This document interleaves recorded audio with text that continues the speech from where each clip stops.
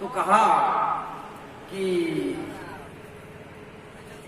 सब कोई गांव के लोग और आसपास के लोग भी जमा हो गए कि बाबा ने कहा कि चैत नवमी को हम धन निकाल करके देंगे।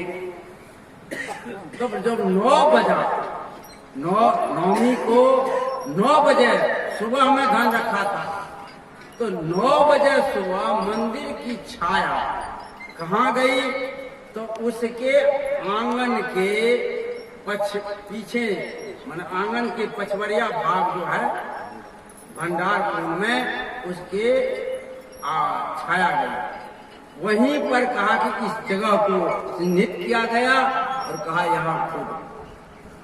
जब वहां खोदा तो 5-7 फीट जब खोदा तब वहां एक बहुत बड़ा पीतल का इतना बड़ा हंडा मिला और उसमें हीरा, मोती, जवाहरात, सोना आदि बहुत सारा कुछ। मतलब यह है कि वह धन संकेत बीजक वित्त बतावे, जो वित्त गुप्ता होए ऐसे ही शब्द बतावे जीव को। शब्द किसको बताते हैं? जीव को। जीव ही शिव है।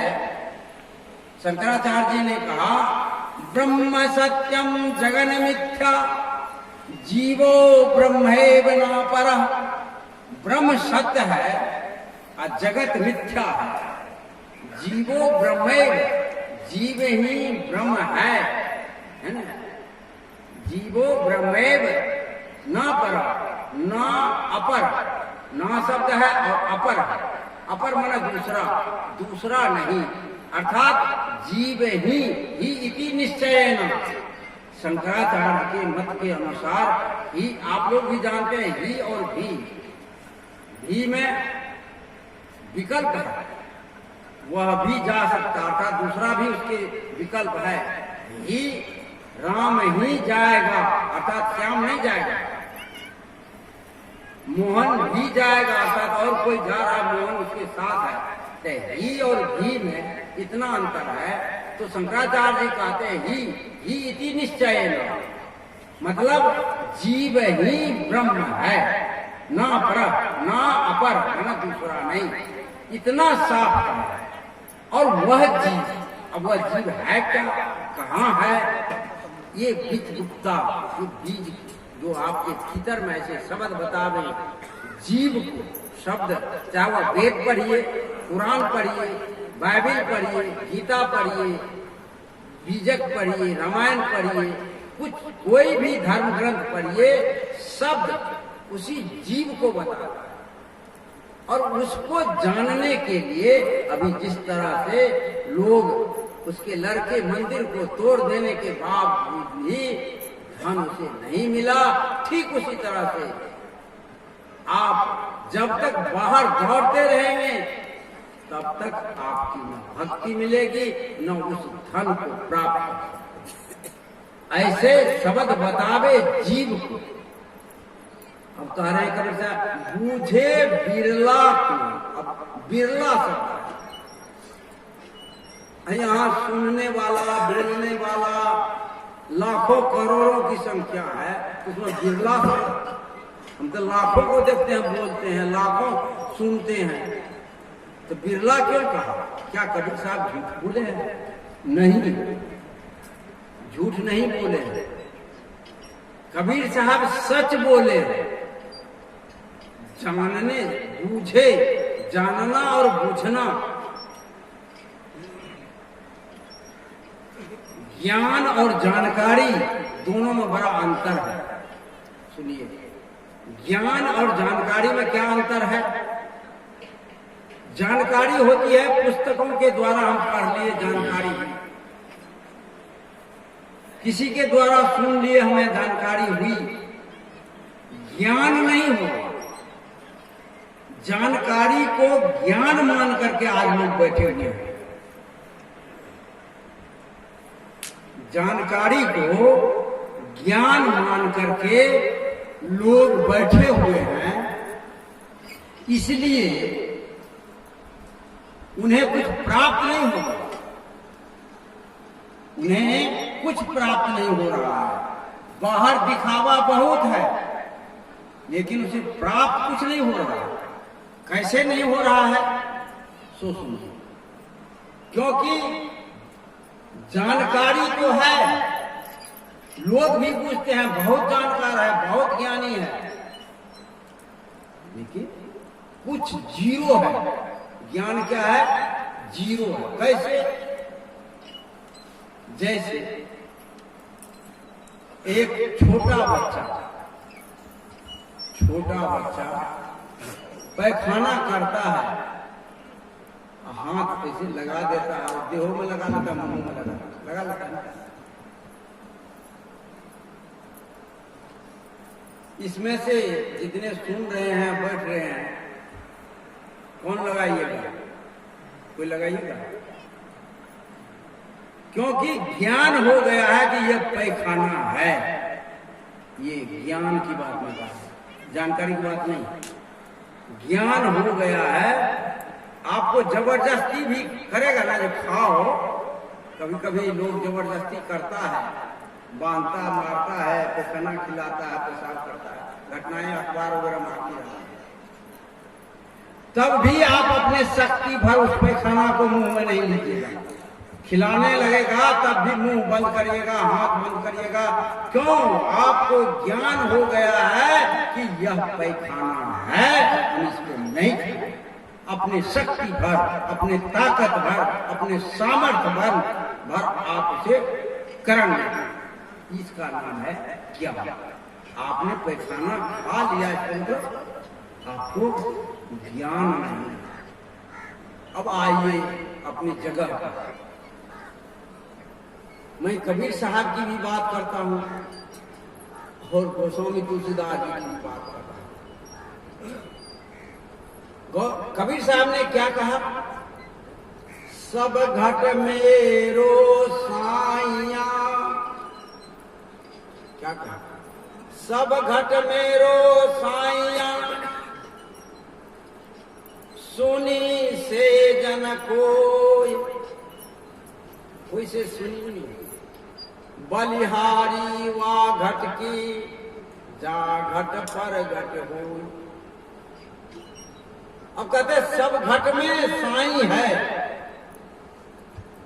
घट घट में है साईं रमता। कटुक वचन मत बोल रे, तुझे भीम मिलेंगे भजन आप सुने होंगे।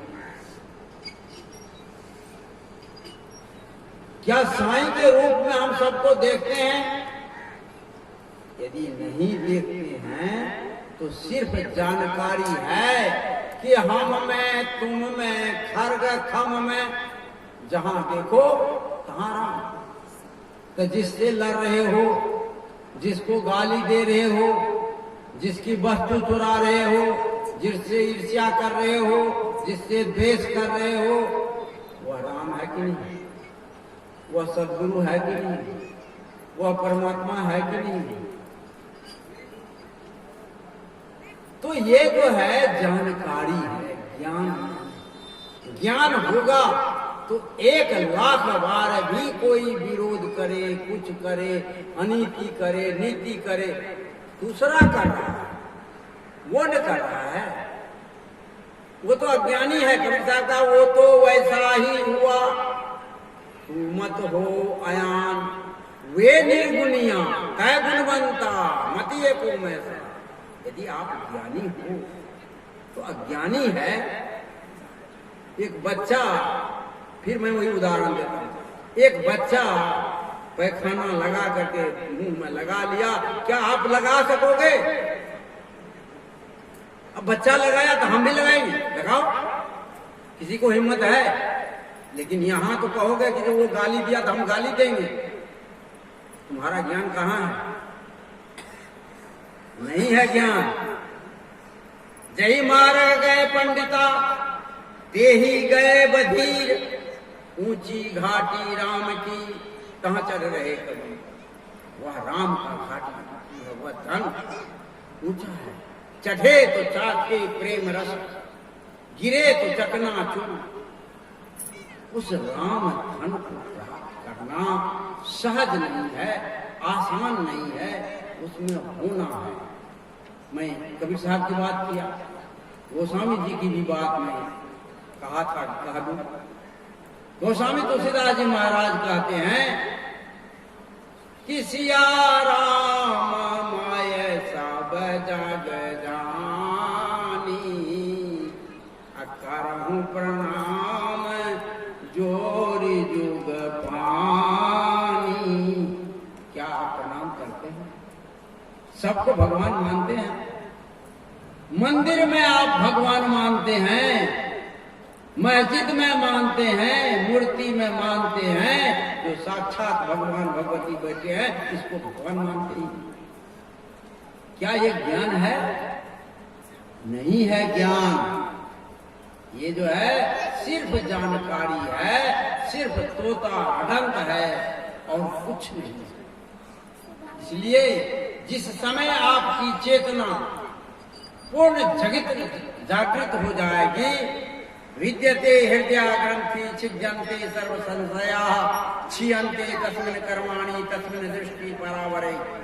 जब आत्मज्ञान हो जाएगा, स्व का ज्ञान होगा, उस तत्व को जानेंगे। तत्व दृष्टि, जब तक तत्व दृष्टि आपके अंदर उत्पन्न नहीं होगी तब तक निःशब्द में आप नहीं पहुंच। वह निःशब्द जहां मन बुद्धि वचन पहुंचता नहीं। लेकिन आप तो वेद पुराण बाइबल की ही बात करते हैं। सदगुरु कबीर साहब ने सर्वजीत पंडित को कहा था कि तुम कहता कागज की लेखी, हो कहता निज आंखन देखी, तेरा मेरा मनना कैसे एक हो। 16 बैल पर लाद करके सर्वजीत पंडित आए थे कबीर साहब के पास उदाहरण देने के लिए। जैसे कल हमारे शिक्षा मंत्री जी किताब लेकर के आए थे, अमुक किताब में है। तो मतलब यह है कि किताबों की बात नहीं है, पुस्तकों की बात नहीं है, लिखा लिखी की है नहीं, देखा देखी की बात, दुल्हा दुल्हन मिल रहे फीकी पड़ी। तो मतलब यह है कि वह जो धन है, वह धन आत्मा जो जीव है, अपनी वृत्ति को, अपने चित्त को, अपने मन को, अपनी बुद्धि को सिर्फ उसी चेतन तत्व में लगाओ। और वह सुरति जो है लगन रहे गुरु के से टूटे न तार। वह सुरति से वह तार आपका न टूटे। वह चेतन तत्व जो सब में है वहीं आपकी सुरति रहे। जब आप सोते हैं, बैठते हैं, उठते हैं, खाते हैं, पीते हैं, काम करते हैं, चलते हैं, सत्संग में हैं, व्यापार करते हैं, दुकान पर हैं, खेत में है, खलियान में है, रोटी बनाते हैं, भोजन बनाते हैं, कुछ भी करते हैं, सुरत में वह सदगुरु रहे, वह तार रहे, जहाँ वह चेतन तत्व सब में है। वहां पर आप अपने चित्त की वृत्तियों को, सुरत को लगाए, तब आप उस निह तत्व में आप तब उसकी जानकारी हो सकेगी, तब हमारी भक्ति होगी। तब आज जितने साधक है, जितनी साधिकाएं हैं, क्या है? कबीर साहब ने कहा, चाहत सुख दुख संगन छारा। चाहता है सुख, लेकिन दुख कभी नहीं छूटता। लेकिन यदि उस तत्व को आप प्राप्त कर लेंगे तो कभी दुख होगा ही नहीं। दुख तब होता है जब उस तत्व को जीव नहीं प्राप्त करता। जो जीव उस तत्व में पहुंच जाता है वह सुख दुख से परे हो जाता है। वहां न सुख होता है न। कबीर साहब ने कहा, दुख सुख से एक परे परम पद, सो पद है सुखदाई। वह परे परम पद क्या है? दुख और सुख से परे है, जो निःशब्द शब्द है, निःशब्द तत्व है, सार तत्व है, वह दुख सुख से परे। ये दुख और सुख ये मन की दशा है। अनुकूल वेद नियम सुखम, प्रतिकूल वेद नियम दुखम। हमारे अनुकूल आप नहीं चले, आपका मैं विरोधी हूं,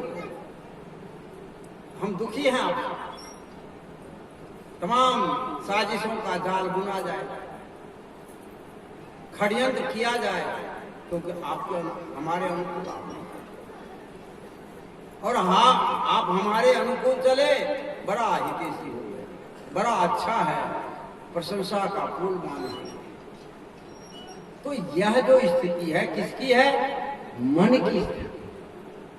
मन में सुख है, मन में दुख है। लेकिन दुख और सुख दोनों से जो ऊपर उठता है वह परम, वह आत्मस्थिति है, वह जीव का स्वरूप है, वह मुक्ति का स्वरूप है, वह सहज स्वरूप है, वह शांति का स्वरूप है। वहीं हमें पहुंचना। हम वहां से नीचे हैं इसलिए दुखी, हम वहां से नीचे हैं इसलिए अशांत, वहां से नीचे हैं इसलिए भटकाव, वहां से नीचे हैं इसलिए हमारी यात्रा है। लेकिन वहां पहुंचेंगे तो हमारी यात्रा खत्म है। जैसे कोई घर पहुंचता है तो घर से कोई जाता है, आप बाग में गए, खेत में गए, घर पहुंचते हैं, आराम से बैठ जाते हैं शांत में। तो स्वस्वरूप आपका निज स्वरूप घर है। आपकी मन, चित्त की वृत्तियां, मन, इंद्रियां तमाम बहिर विषय में भटकता है, घूमता है। वहां से आप लौटे, बाहर कैसे लौटेंगे? कबीर साहब ने कहा, बाहर के पट दे के भीतर के पट। बहुत जन्म जन्म से आप बाहर ही यात्रा कर रहे हो, भीतर की यात्रा करो, तभी ये शांति प्राप्त होगी, तभी हम शीतल पट्टी में शीतलता प्राप्त। ये शीतलता प्राप्त करने की है। और हमारे परम प्रिय रतन स्वरूप जी बहुत ही मेहनत, इनकी भावना इतनी उदार, जहां जहां तक इनका संपर्क हुआ सबको मोबाइल से आइए आइए आइए। सब सदगुरु धर्म स्वरूप साहब जी हमारे, इसका अब तो हम लोगों के बीच उनका शरीर नहीं है, लेकिन उनका ज्ञान हम लोगों के रोम रोम को अभिसिंचित करते हैं। उनकी कृपा से सभी संत यहाँ आए हैं, आप लोग भी आए हैं। इस आश्रम को अभिसिंचित करने की आवश्यकता है। सबके सहयोग या आश्रम एक मानक रूप धारण करेगा और सबको एक संदेश, धर्म की, चेतना की, शांति का एक संदेश वाहक केंद्र बने। उसके लिए आप लोग भी सहयोग करेंगे। कुछ लोग सहयोग किए हैं और सबको सहयोग करना चाहिए। हम अपने धन का कहीं कहीं खर्च कर देते हैं, उपयोग कर देते हैं, लेकिन वह धन वैसे चला जाता है, इधर से आया उधर चला गया। लेकिन कहीं अच्छे जगह अपने धन को यदि हम लगाते हैं, देते हैं, तो वो हमारा जीवन का सार्थक होगा। धूप अधिक हो गई है, फिर मैं अंतिम में बोलता हूँ, लोग चले जाने पर मन उनका उब जाता है, जाने का मन हो जाता है, तब मैं कुछ दो शब्द निवेदन करता हूँ। लेकिन उस जो अंतिम को सुनता है वो बड़ी धैर्यवान होते हैं, बड़े साहसवान होते हैं, बहुत त्याग करते हैं, तब वो अंत को सुन पाते हैं। जो त्याग नहीं करते हैं वो बीच में ही चले जाते हैं। तो आप सभी के सभी बहुत ही त्याग को और क्या कहते हैं साधुवाद की पात्र हैं, क्योंकि आपने अंतिम तक समय दिया। तो शाम को ये सत्र होगा, मैं ज़्यादा न करके इस सत्र में इतना ही कह करके कि जो आत्मधन है, जो जीव का मुख्य धन है, आपका स्वस्वरूप है, वह धन है, आप है, आपका है, उसी में स्थिर होने की प्रयास करें। यही इस सद्गुरु कबीर धर्म स्वरूप धाम का संदेश है, जिसे ग्रहण करके हम लोग कृतार्थ हों। बोलिए सद्गुरु देव की, बोलिए सद्गुरु कबीर साहेब की।